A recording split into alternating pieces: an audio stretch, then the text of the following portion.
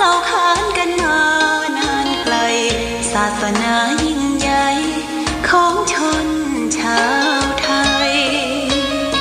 พระพุทธบาทจำลองของพระสัมมาองค์พระศาสดาพุทธบูชากราบไหว้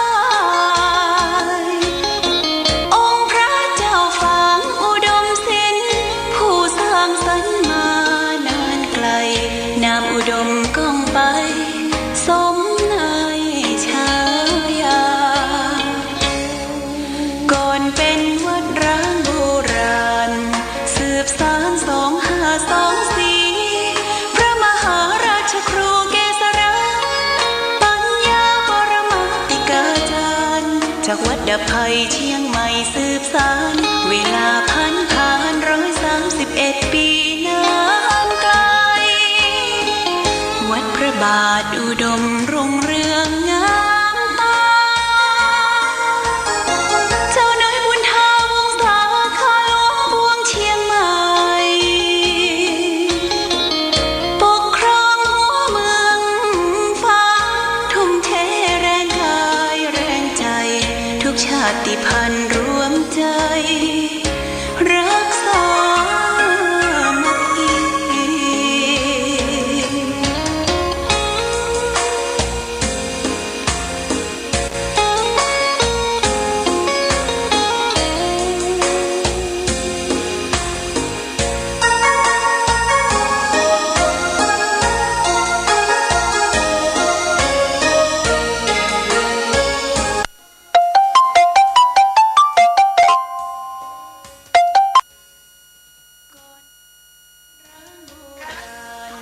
สืบสาน2524พระมหาราช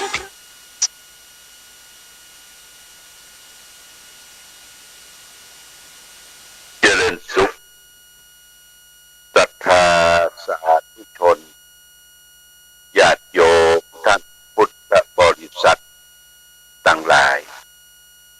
วันนี้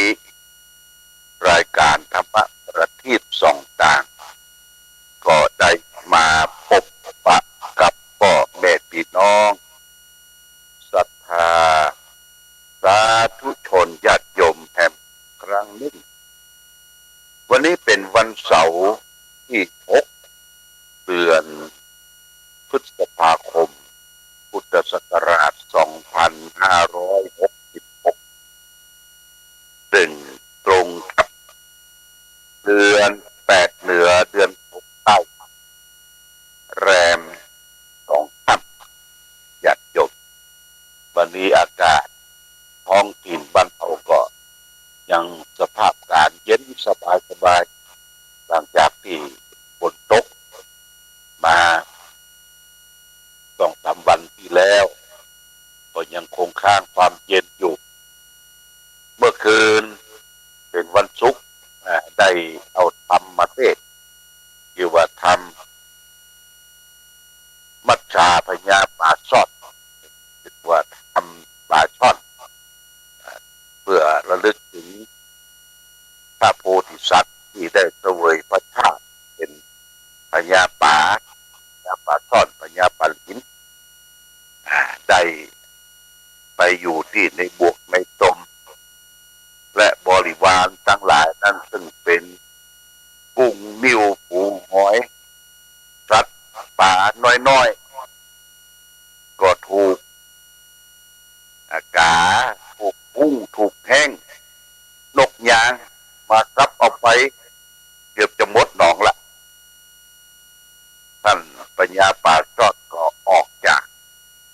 เปิดตมออกมาดีลักษณะของป่าเหมือนกับไม้สีดำเรื่อมมับ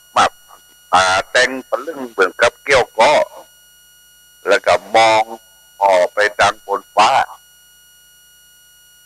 ก็ติดต่อไปยังเทพบุตรเทวดาพญาอินทร์คือหาฝนตกลงมาสู่สละสู่ที่มันแห้งแล้งแห้งขอดคือฟ้าฝนตกลงมาที่เป็นคำที่อู้จาสั้นๆคือศรัทธาญาติโยมท่านสาธุชนทั้งหลาย ได้รับทราบรับรู้ว่ามันมีคาถาขอฝนคาถาขอฝนเมื่อใดบ้านใดที่ไหนแห้งแล้งแห้งขอดเปิ่นจะมีพิธีกรรมต่างๆเพราะว่าจะเป็นท้องถิ่นใดหรือว่าจะเป็นตั้งเหนือตั้งใต้ตั้งภาคอีสานตั้งเหนือก็จะมีการทำพิธีขอฝนทางเหนือเฮานี่ก็มีทำพิธีหลายอย่างที่ขอฝนคนเฮาถ้าขาดน้ำฟ้าน้ำฝนและมันไม่สามารถที่จะ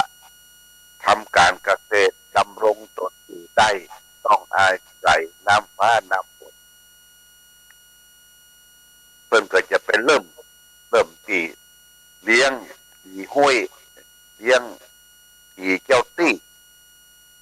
ผีห้วยผีเจ้าตี้ขอต้นน้ำลำธารคือมีน้ำจึงน้ำนองไหลมาชโลมพื้นที่บ้านของเขาเพื่อมีความชุ่มความเย็นนอกจากนั้นก็ยังมีพิธีกรรมเอาบอกซ้วยนี่มาตีบอกซ้วยนี่ก็คือตัดไม้เกินป้องเนี่ยซ้วยทั้งปลายมันก็เอามาตีมองเชงมองตีทั้งหัวทั้งกลางคือฝนตกแล้วก็ตีกองดินเนี่ยกองดิน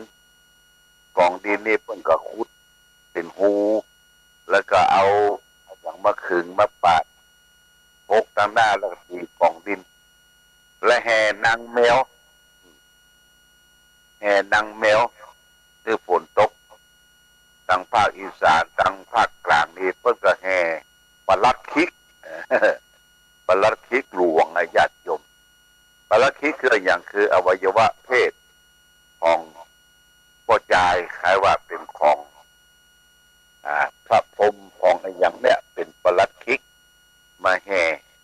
หัวแดงปะลึงแห่แล้วก็ฝนตกลงมาอันนี้ฟ้าฝนตกถูกต้องตามฤดูกาลเพราะว่าเดือนนี้เป็นเดือนมดเมษาแล้วเข้าเดือนพฤษภาเดือน8พวกเขาก็กองฟ้ากองฝนที่จะตกโรมบ้านจองของเขาที่อยู่ที่อาศัยเมื่อคืนที่แล้วหลวงพ่อก็ได้นำธรรมเทศทำมัชฌาคาถาปาซ่อน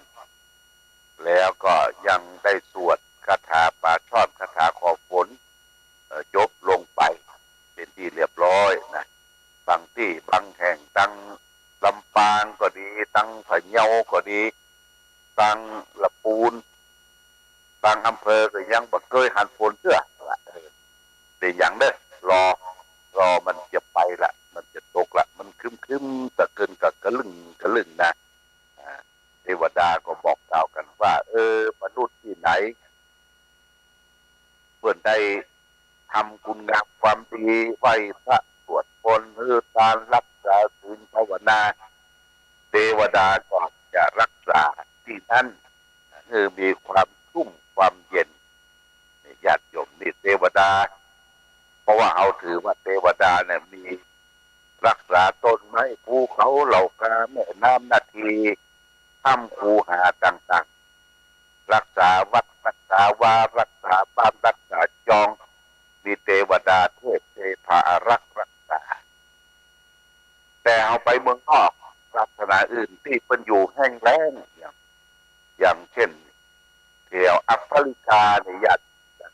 แอฟริกาเนี่ยคนถั่วน้ำสูงที่เลี้ยงงัวต่างเปียวแดดเพชรนะเทวดาไปอยู่เนี่ยเทวดาไปอยู่เพราะว่ามันแห้งแล้งฝนมาตกโอ้น่าสมเพชเวทนาผู้คนก็ล้มป่วยตอมกระง่องกระแง่ครับมีอาหารที่จะบริโภคกินเพราะว่ามีทรัพยากรกับพืชพันธุ์ธัญญาหารญาติโยมมันปลูกยังบ่ขึ้นเพราะมันแห้งแล้งบ้านเฮาดิโชคดีญาติโยมในน้ำมีปลาในนามีข้าวพื้นดินเขาก็มีทรัพย์สินมีแมงมันเป็นต้นเนาะแมงมันทั้งบนเขาก็มีผักไม้ใช้เกลือและหน้านี่ก็เพาะมดส้มกันฝนตกล มากับปืนกันเข้าแพะเข้าป่าไปเสาะหน่อนางหางไม้ผักหวานแล้วก็เฮ็ดพอบก็จะออกแล้วสิ่งทั้งหลายทั้งปวงเนี่ยมันมากับธรรมชาติญาติโยมธรรมชาติที่เอาไว้พระสวดมนต์รักษาพื้นที่ธรรมชาติโดยเฉพาะอย่างยิ่งพากันปลูกต้นไม้รักษาความเป็นธรรมชาติสมดุลคือความร่มรื่นเอาจะสังเกตสังกาว่าวัดเนี่ยเป็นแหล่งแห่งความร่มรื่นเพราะว่าวัดคือรักว่าพระพุทธเจ้าเนี่ยท่านได้กำเนิดเกิดที่ใต้ต้นไม้ตรัสรู้ใต้ต้นไม้และเสด็จดับขันธ์ปรินิพพานใต้ต้นไม้พระพุทธเจ้าบัญญัติว่าห้ามพระภิกษุสงฆ์พรากของเขียวออกจากที่ห้ามไปจากห้าจากองค์ไปตัดต้นไม้ต้นดอกคิดอาบัติทุกวัดก็ยังมีเป็นป่าร่มรื่นญาติโยมป่าร่มรื่นป่าเป็นจพรรณบางวัดนี่เข้าไปแล้วโอ้เย็นจื้อหลายวัดญาติโยมวัดพระบาทอุดมสำนักปฏิบัติธรรมเขาก็เช่นเดียวกันมีต้นไม้ใหญ่หลายต้นอย่างวัดแม่งอนที่เล็กกันเหมือนกันเนอะทางหน้าวัดก็รักษาต้นไม้ยางต้นไม้ใหญ่หลายต้นก็คือเกิดความร่มรื่นอยู่เย็นเป็นสุขอาศัยต้นไม้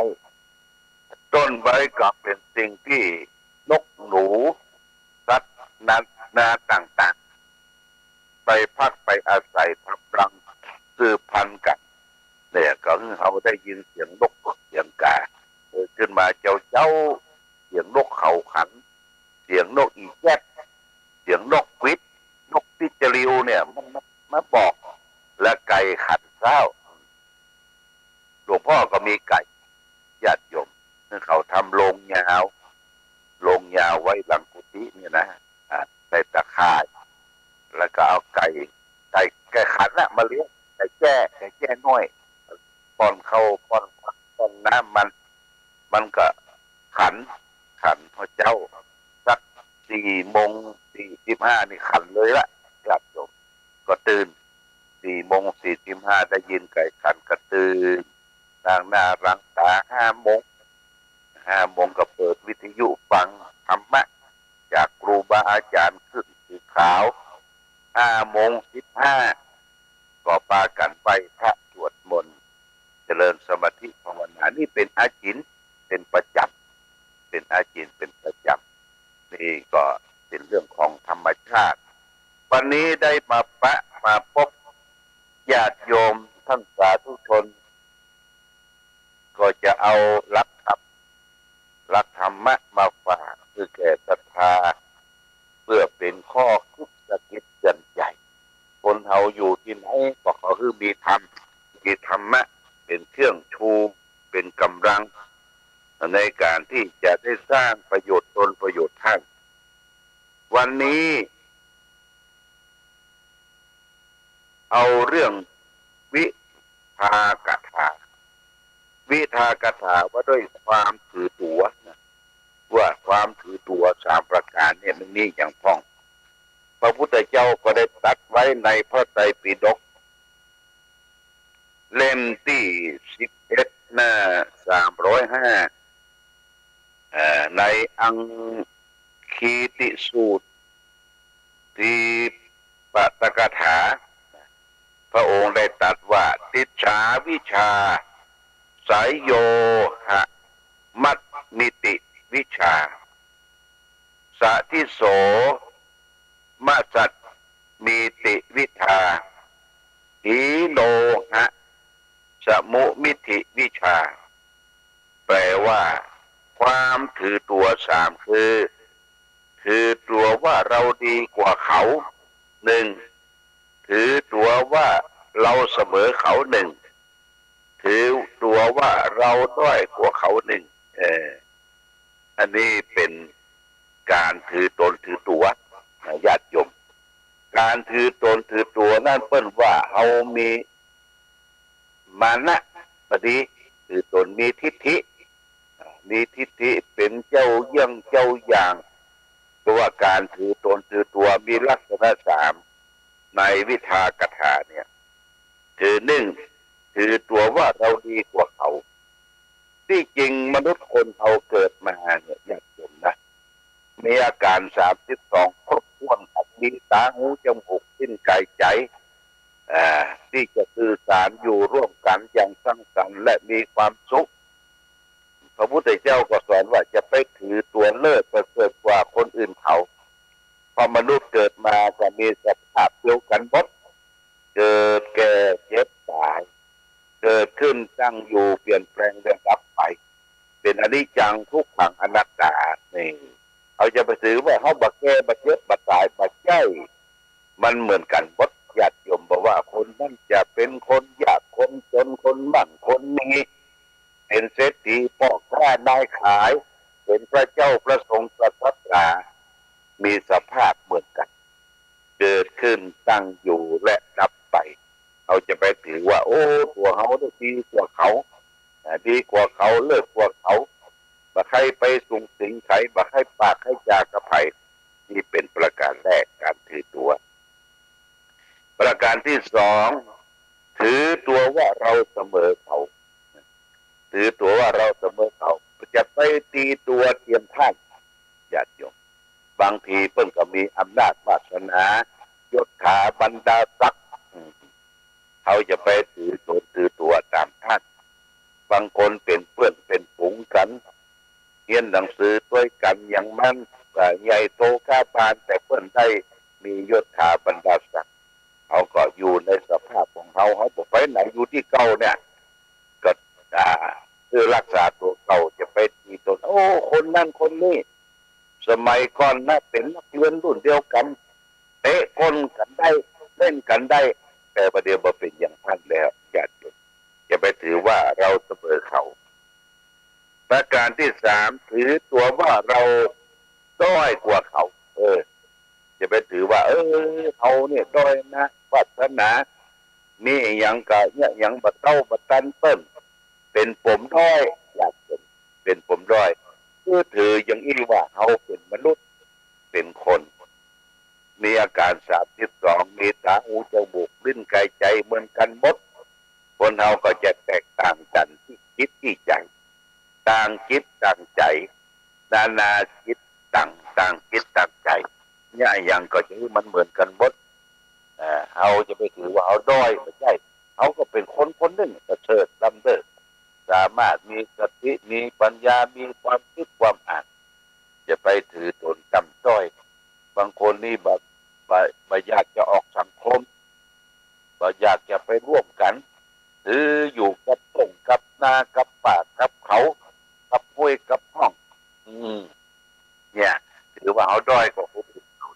พระพุทธเจ้าสอนว่าเราไรจักหลักวิชาที่อยู่รวมกันอย่างสร้างสรรค์และมีความสุขเราจะมีความสุขได้จะไปพิษจะไปเถียงกันจะไปเล่าหน้าจาควนติจินนินทาบางคนนี่มันอดปากมาได้ครับหันเปิ้ลนี้ก็ใช้ได้หันเปิ้ลที่ไรก็จะไปดูแขวนเปิ้ลนี้จะไปแค่ได้ของเปิ้ลทุกไรจะไปดูแขนเปิ้ลมีแฟน2-3คนจ้างเขาเป็นตุ๊กของเขาไม่ใช่ตุ๊กของเขานะบางคนมันอาจจะอวดมีแฟนมีกิ๊กมีกึกจ้างเขามันตุ๊กของเขาไม่ใช่ตุ๊กของเขาบางคนเอาตุ๊กเขาเนี่ยไปร่วมกับเขาบอกม่วนอกบอกม่วนใจนะคนนั้นมีแฟนคนนั้นเป็นญาติของเขาไปด่าเพื่อนว่ามันจ้างเขาเถอะญาติโยมตัวภัยตัวมันอันนี้ก็เอาเตือนกันไปถ้าเตือนไม่ได้ก็ปล่อยเขาไปนี่จะไปถือว่าทุกสิ่งทุกอย่างเนี่ยเขาจะคุมมดมาได้นะญาติโยมนะแม้ตัวเองตัวเก่าเนี่ยก็คุมตัวเก่ามาได้นะคุมกายมาได้คุมวาจามาได้คุมใจมาได้ญาติตัวเขาเนี่ยเป็นสอนให้เขาหลับเราพูดเนี่ยคือคุมกายคุมวาจาและคุมจิตใจคุมกายนั่นกับคือหมายความว่าเขารักษาศีล รักษาศีล 5เนี่ยญาติโยมนะแล้วก็คุมวาจาก็รักษาวาจาซบปากของตนเองจะไปพูดส่อเสียดพูดคำหยาบพูดเพ้อเจ้อเดี๋ยวไรให้สาระและคุมใจเขาก็อย่าไปคิดโลภอยากให้ของคนอื่นเขาอย่าไปคิดพยาบาทมองร้ายเขาเห็นชอบไปตามทำนองครองธรรมเห็นว่าทำดีได้ดีทำชั่วได้ชั่วอย่างนี้เป็นต้นนี่เป็นสิ่งที่เราจะต้องประพฤติปฏิบัติอยู่ร่วมกันวันนี้ก็มีงานที่วัดเสาหินนี่เพิ่นจะฉลองเรียกว่าอบรมสมโภชสละสโลงพระธาตุและองค์พระเจ้าองค์ดำก็จะมีงานไปร่วมกับเจริญพุทธมนต์ฉันเพลที่วัดเสาหินใกล้ๆกันเนี่ยแล้วก็ก่อนอื่นนั้นก็ต้องขอขอบคุณกับญาติโยมที่ได้บริจาคให้หอมเป็นเจ้าภาพบูรณะวิหารพระเจ้าละแข่งก็มีนายวิชาญนางอาหยีนายปิยทัศน์วงศ์เมธาร้านก๋วยเตี๋ยวชักธงหมู่ 3วันนี้นะก๋วยเตี๋ยวชักธงหนองอึ่งหมู่ 3 1,500 บาทแล้วก็ลูกน้องป้องฝ่ายร่วมช่วยกันคือนางกุ้ย200 บาทนางจร200 บาทนางนุช200 บาทโมทนาสาธุและขอขอบคุณอนุโมทนากับคุณกนกพิชัยนาร้านนานาสันทรายห้วยงูในอันนี้เป็นบริจาคค่าไฟฟ้าเป็นเดือนเป็นประจำเดือนหนึ่งก็2,000บริจาคที่วัดพระบาทอุดมนี่ 1,000 บาทและก็บริจาคเป็นค่าไฟฟ้าพระเจ้าหลวงบนดอยวัดพระธาตุศรีมหาโพธิ์โพธาราม1,000 บาทเพื่ออุทิศคือแก่เทวบุตรเทวดาพ่อเกิดแม่เกิดเจ้ากรรมนายเวรสรรพสัตว์ทั้งหลายและพระเจ้านั้นก็ตามไปถึงพ่อตาแม่ขันแก้วไทนาเป็นบุพการีทั้งสองวัดห้วยงูในบ้านห้วยงูในที่ได้ล้มหายตายจากไปเนี่ยญาติโยมอันนี้ก็ต้องขออนุโมทนามาณโอกาสนี้เอาละวันนี้รายการธรรมะประทีปส่องตาได้มาพบศรัทธาสาธุชนญาติโยมทั้งหลายก็จะพอสมควรแก่กาลเวลาโอกาสที่เราจะได้ทำบุญทำทานแห่งครั้งหนึ่งเลยญาติโยมวันที่2 มิถุนายนเราก็จะได้ตั้งต้นผ้าป่าสามัคคีรวบรวมจตุปัจจัยเป็นกองทุนทรัพย์บูรณะปฏิสังขรณ์วิหารพระเจ้าระแข่งที่ถูกอัคคีภัยไฟไหม้เราจะตอดวันศุกร์เดือนมิถุนายนเดือนหน้าเมื่อญาติโยมตรงกับขึ้น14 ค่ำเดือน9เหนือเป็น7ไต่แจ้งญาติโยมทั้งหลายได้เตรียมความพร้อมเพื่อจะตั้งของทุนผ้าป่าร่วมด้วยช่วยกันในโอกาสนี้เอาละวันนี้รายการธรรมะประทีปส่องทางได้มาพบศรัทธาญาติโยมทั้งหลายก็พอสมควรแก่กาลเวลารายการธรรมะประทีปส่องทางต้องขอลาก่อนขอผู้ฟังจงตั้งจิตพรรษาด้วยธรรมะขององค์พระพุทธาได้นำพาให้เกิดความ